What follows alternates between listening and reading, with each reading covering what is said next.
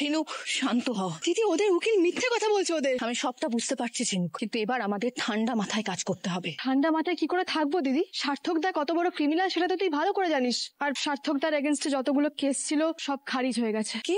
আমি আগেই সব কেসের ব্যাপারে খোঁজ পেয়ে গেছিলাম, কিন্তু তুই না থাকায় যথেষ্ট সাক্ষী ছিল না ওর বিরুদ্ধে। আর আমি ভেবেছিলাম জেল থেকে ছাড়া পাওয়ার পর সার্থকদা হয়তো বসু মল্লিক বাড়িতে আর কখনো ফিরবে না। না ঝিনুক, ফিরতে তো ওকে হতোই, কারণ ওর শত্রুতা তেজের সঙ্গে। তেজকে ওকে যে করে হোক সরাতে হতো। এবার আমি সবটা মেলাতে পারছি। কি মেলাতে পারছেন? সেদিন রথযাত্রার দিন হিমন আর সার্থক তেজের উপর হামলা করেছিল, যাতে তেজকে রাস্তা থেকে সরিয়ে দিতে পারি। আর স্বাভাবিকভাবে বসু মল্লিক বাড়ি সার্থকের হয়ে যায়। আর তারপর হিমনকে বিয়ে করে সার্থক বসু মল্লিক বাড়িতে ফিরতো। আর সেটা যখন হয়নি, তখন ফ্রড করে সই জাল করে সবকিছু হাতানোর চেষ্টা করেছে।